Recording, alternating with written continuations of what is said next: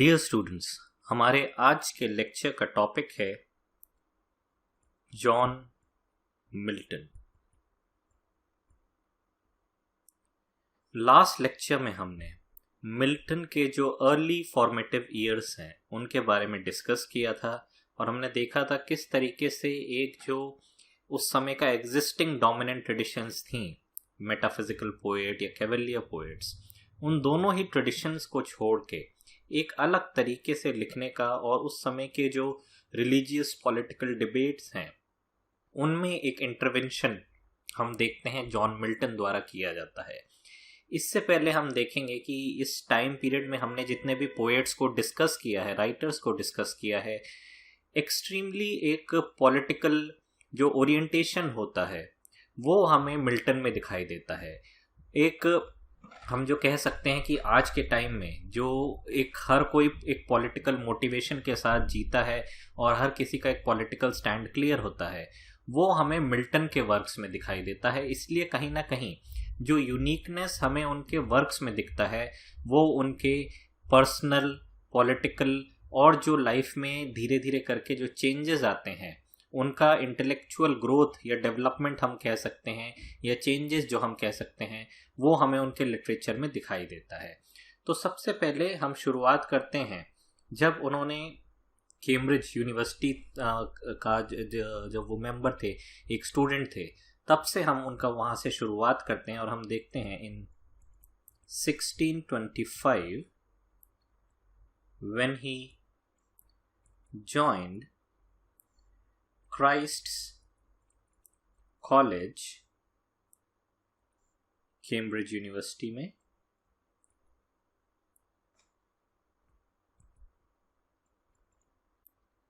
he was shocked to find the scholastic debates held on trivial subjects। तो ये उनका हम कह सकते हैं एक जो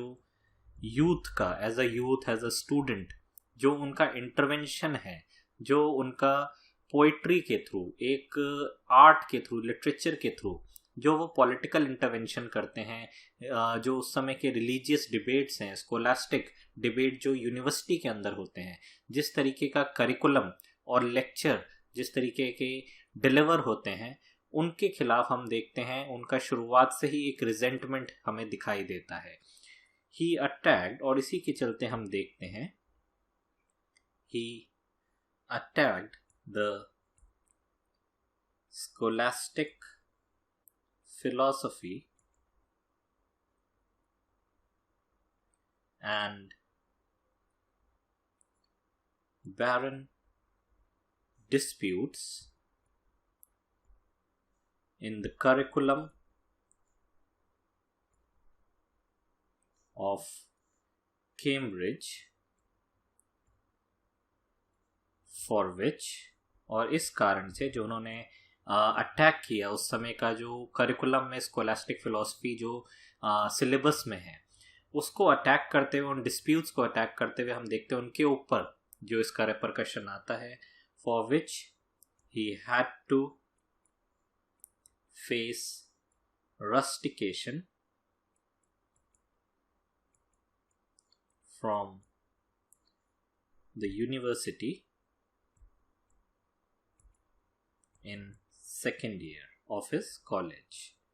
तो ये हम देख सकते हैं शुरुआत से ही मिल्टन का जो पूरा लाइफ रहा है, कहीं ना कहीं एक रिबेलियस लाइफ उन्होंने जिया है। अपने आइडियाज़ को उन्होंने खुल के एसर्ट किया है। कहीं भी हम देखेंगे कि एक जो प्रेशर में या एक दबाव में आके या एक डर से जो राइटर्स अपना, या जो उस समय के जो यूथ्स थे जो या तो कैवेलियर पोएट्स की तरह लिख रहे थे या मेटाफिजिकल पोइट्री लिख रहे थे, जिसमें से बहुत ज़्यादा अगर हम देखें रिलीजियस मेटाफिजिकल पोइट्री, उसको ज़्यादा एक प्राइमेसी दिया जा रहा था। तो ये सारी चीज़ें हम देख सकते हैं कहीं ना कहीं जो उस समय के जो आइडियाज़ है, बाकी के जो राइटर्स हैं इस समय के अपार्ट फ्रॉम मिल्टन, कहीं ना कहीं दे themselves they belong to the ideas, या उन्हीं आइडियाज को, जो समय के आइडियाज हैं, जो ओल्ड आइडियाज हैं, उन्हीं को प्रमोट करते हैं.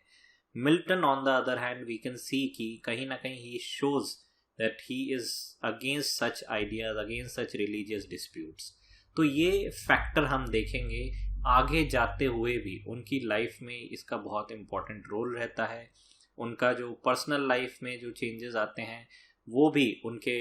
लिटरेचर को शेप करते हैं. तो धीरे एक एक करके हम उनके जितने भी विद टाइम, जैसे जैसे वो ग्रो करते हैं, विद टाइम उनका लिटरेचर भी हम देखते हैं बदलता जाता है, नए नए चेंजेस उसमें आते जाते हैं, नए नए डेवलपमेंट्स हमें देखने को मिलते हैं. और इसी कारण से हम देखेंगे कि जिस तरीके का उनका रेबेलियस एटीट्यूड था,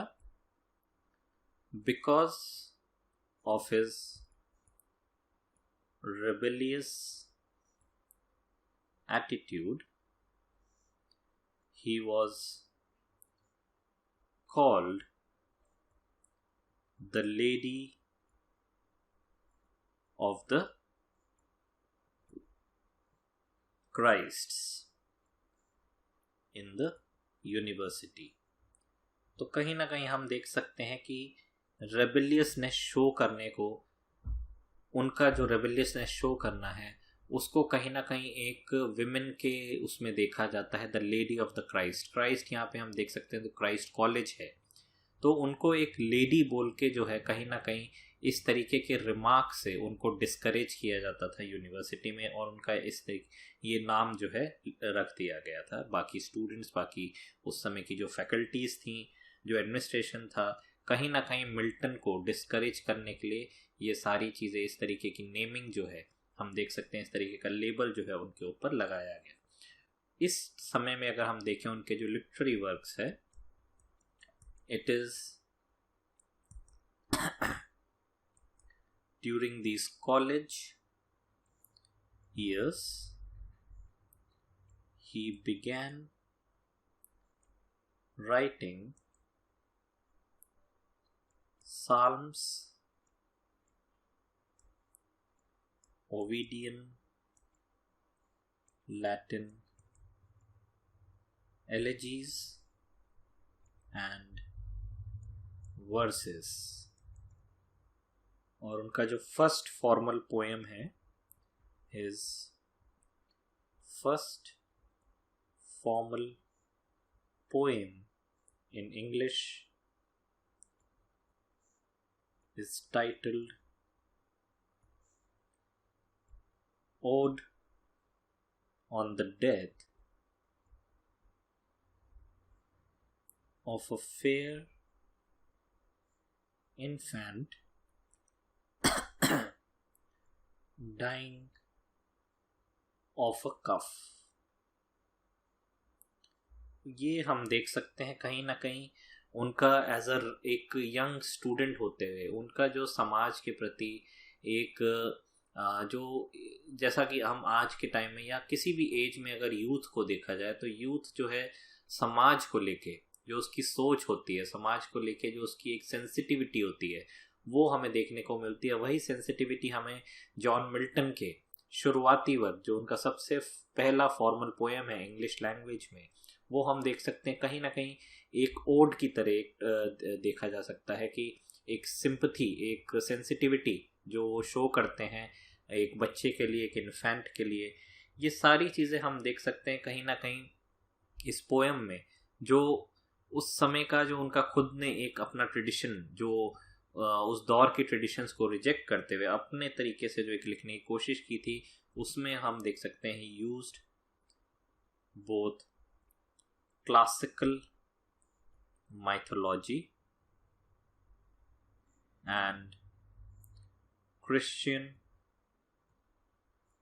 ideas. तो ये रिफ्लेक्ट कर सकता है कि शुरुआत से ही उनका जो क्रिश्चियन ह्यूमनिस्ट साइड था, उसी सेंस में, उसी वे में, उसी आइडिया के साथ, उसी परसेप्शन के साथ वो अपना लिटरेरी करियर जो है शुरू करते हैं. इन 1626 he wrote Latin elegiac verses, और उसमें सबसे पहले आता है On द डेथ